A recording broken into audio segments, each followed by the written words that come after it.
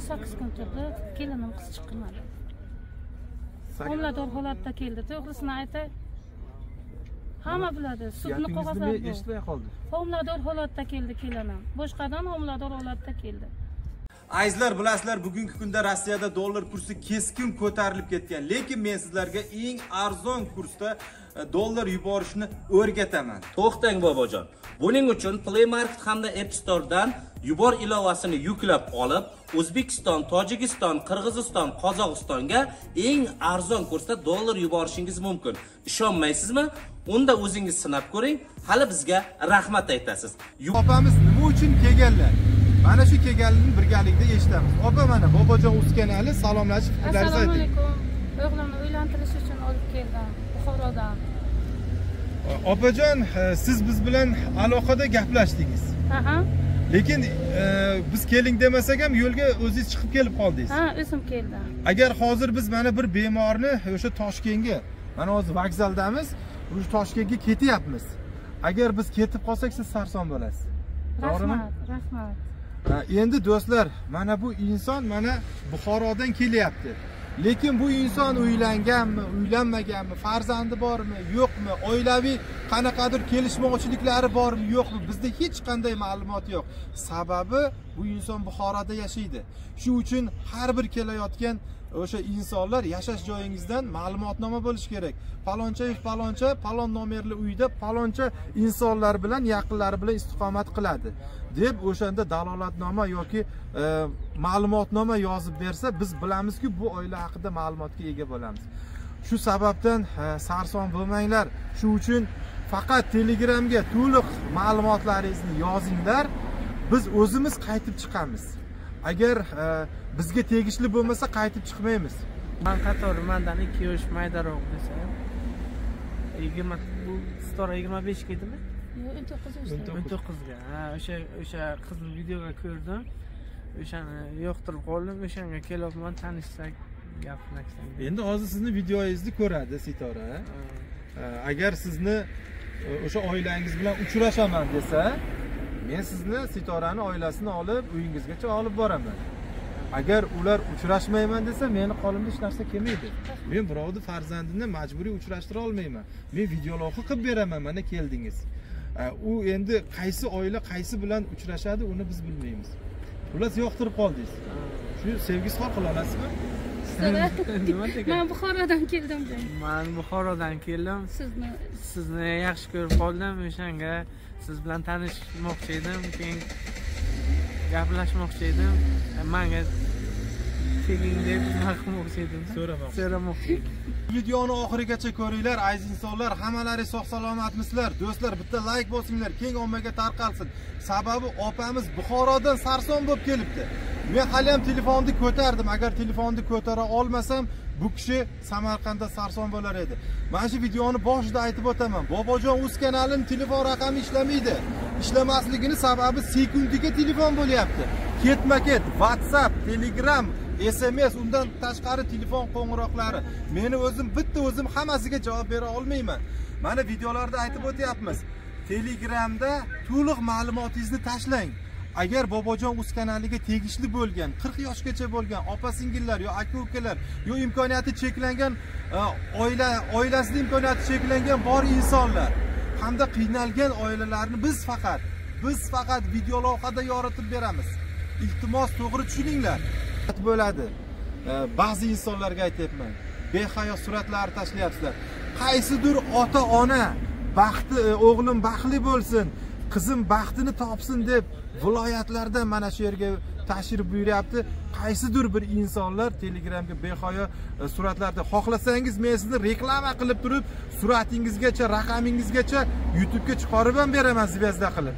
Agar siz xohlasangiz bo'ldi, lekin kerak emas. Erta sizni ham farzandingiz bo'ladi, sizni ham opa-singlingiz bo'ladi, siz ham ota-ona bo'lasiz. Mana shunday ota-onalarni o'sha baxtini izlab kelayotgan holat agar sizni holatingizga tushsa, o'shanda tushunib yetasiz. Shu uchun Buxorodan mana bu insonlar kelibdi. Sababga ko'ra yo'lga chiqib ketayotgandim, Toshkentga bir bemorni ko'rgani. Shu sababdan hozir mana bu kishilar bilan mana shu yerda ko'rishyapmiz. Agar ko'risha olmasak, bu kishilar sarson bo'ladi. Sarson bo'lib kelmanglar. to'liq ma'lumotingizni ayting. Biz o'zimiz boramiz. To'g'ri tushuninglar. Endi hamma gaplarni aytib bo'ldim. Opa, oilada necha kishisiz? Oilada bir o'g'il, ikkita qizim bor. Ikkita qizingiz bor. Qizlaringiz voyaga yetganmi? Voyaga yetgan. Turmushga chiqganmi? Yo'q, hali berganim. Bu kishi necha yoshda? 25 yoshda, 98-yil. Endi bilamiz. Endi o'zingiz og'zingiz bilan ayting, nima maqsadda keldingiz shu yerga? O'g'limni uylantirish uchun. Kimga uylantirmoqchisiz? Sitora ismli qizga. Sitora degan ismli qizga. Mana do'stlar, Sitora videoga chiqdi. Odamlar mana videoga chiqyapti. Hozir bu inson ham videoga chiqdi, Sitora ko'radi. Sitorani dadasi ko'radi, ayasi ko'radi, bobosi ko'radi, yaqinlari ko'radi. Ota-onalari murojaat qilganligi uchun biz yoritib berganmiz. Agar Sitora shu yigitga tegaman desa, ota-onasi beraman desa, biz to'ylarni qilib beramiz. Agarda Sitora tegmasa, ota-onasi bermasa, biz bu insonlarni uchrashtira olmaymiz. Uzoqdan kelyapti, kim nima maqsadda kelyapti? Bizga hech qanaqa ma'lumoti yo'q. Biz o'sha videoga chiqmagan insonni hech qanday uchrashtirib gaplashtira olmaymiz. Mana telefon to'xtamaydi. Men video syomka qilyapman, yo'lda ketyapman. Telegramda esa navbat bilan bitta javob beraman. Mana hozir buni o'chirib turib, bitta sizlarga kirib ham ko'rsatib beraman. Mana Telegramga kirdim deylik. Qarang, znakda ochilmagan. Bularni qarang, oxiri yo'q. Men bularga bitta javob qaytaraman. Men hali ham mana o'tkaziryapman. Ko'rinyaptimi? Ko'k znaklar hammasi mana. Buni adog'i yo'q. Kecha soat 4:30 gacha javob qaytardim. Oxiri charchadim. Soat 9 gacha uxlab turib yana ishim davom etkaziryapman. To'g'ri tushunasizlar degan umiddaman. Bu Telegram, lekin WhatsApp bor, SMS bor, telefon bor. Bizga tegishli ma'lumotni o'zimiz chiqamiz, o'zimiz sizni izlab boramiz, o'zimiz lokatsiya tashlab beramiz, o'zimiz kutib olamiz, o'zimiz to'ylaringizga addush yordam beramiz. Faqat qiynalmanglar yoki telefon qilmasdan viloyatdan chiqib kelmanglar. Havo sovuq, kimnidir sharoiti bor, kimnidir sharoiti yo'q. Bobojon o'z kanali tem boli faqat qiynalgan oilalar, imkoniyati cheklangan oilalar, ya'ni sharoiti og'ir bu insonlar. Biz shu insonlar bilan yordam berish tariqasida ishlaymiz. Shu sabab mablag'ingizga, sovuqda kelgan vaziyatingizga ichingiz achsin, iltimos sizlardan. Endi o'g'lingiz necha yosh? 25 yoshda. 25 yoshda. Uylanganmi yo'qmi? Uylangan. Bolalari bormi yo'qmi? Yo'q. Hozir siz mahalladan o'sha ma'lumotnoma yozdirib kelganmisiz? Haqiqatan uylangan yo ajrashgan yo shar'iy nikohda yashaydi yo bolalari bor yoki mojarasi bor yo mojarasi yo'q deb 8 kun turdi, kelinim qiz chiqmadi.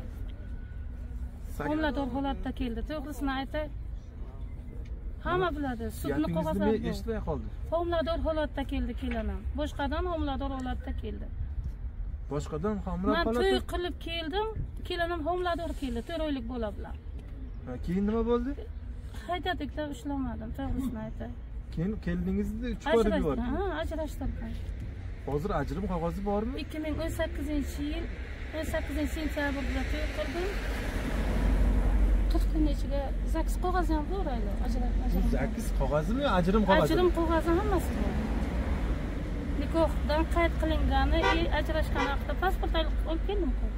Xullas, hozir ma'lumotnoma olib kelmasangizda o'sha ajrim qog'ozi olib kelgansiz. Bor, ha, nima? Hozir biz nima qilib beraylik sizga? Shu o'g'limni uylantirmoqchiman. Shu niyatda keldim, men boshqa hech nimaga kelganim yo'q. Xullas, mana Buxoro shahridan kelganlar, mana shu insonga kim qizini bermoqchi bo'lsa, shu oila bilan kimdir quda bo'laman desa, 99lik kodi bilan 034 42 07 raqamiga Telegramga to'liq ma'lumotingizni tashlaysiz. Bizga tegishli bo'lsa, o'zimiz qaytib chiqib uyingizgacha boramiz yoki bo'lmasa sizlarni kutib olamiz. Qaysi oila quda bo'ladi, qaysi qiz tegadi, u ham video lavhada ishtirok etadi. Bu kishilar ko'radi. Xullas, ikki tomon bir-birini ma'qul deb topsa, Bobojon uz kanalida oshkoralik bilan to'ylari bo'ladi. To'g'rimi opa? To'g'ri. Biroz savol javoblaringiz bormi? Xullas, bugungi video shundan iborat bo'lyapti. Sarson bo'lmanglar deb mana shu videoni sizlarga tayyorlayapmiz. Sizda qanday fikr bor? Menga shu qiz, men necha yosh 25 ga kirganman-da. Men qatori mendan 2 yosh maydaroq desam, 20 bu Sitora 25 ga edimi? Yo'q, 19 yoshda. 19 ga. Ha, o'sha qizni videoga ko'rdim. o'shani yoqtirib qoldim, o'shanga kelyapman, tanishsak, gaplashsak. Endi hozir sizni videoingizni ko'radi Sitora. Agar sizni o'sha oilangiz bilan uchrashaman desa, men sizni Sitorani oilasini olib uyingizgacha olib boraman. Agar ular uchrashmayman desa, meni qo'limda hech narsa kelmaydi. Men birovni farzandini majburiy uchrashtira olmayman. Men videolavha qilib beraman, mana keldingiz. U endi qaysi oila qaysi bilan uchrashadi, uni biz bilmaymiz. Xullas yoqtirib qoldingiz. Shu sevgisi xor qila olasizmi? Men Buxorodan keldim. Men Buxorodan keldim. Sizni yaxshi ko'rib qoldim. O'shanga siz bilan tanishmoqchi edim, keyin gaplashmoqchi edim. Menga keling deb maqmoqchi edim. So'ramoqchi edim. Gap yo'q, gap kayfiyatni ko'taramiz mana. Ko'ryapsizlar, imkoniyat cheklangan-a sizda? Yo'q, bir yil bo'ldi pensiyaga chiqib. Ikkinchi guruh nogironi o'sha imkoniyati cheklangan, bobojo uskanalar imkoniyati cheklangan insonlarni videolavha qilishadi. Endi bilamiz, endi Sitora videoni ko'rib nima deydi. Agar tegaman desa, to'y bo'ladi. Agar tegmayman desa, bu bizni qo'limizda emas. Biz faqat yoritib berib, ularni xohishiga binoan to'ylarni qilib beramiz. Yana savol javoblar bor? Yo'q.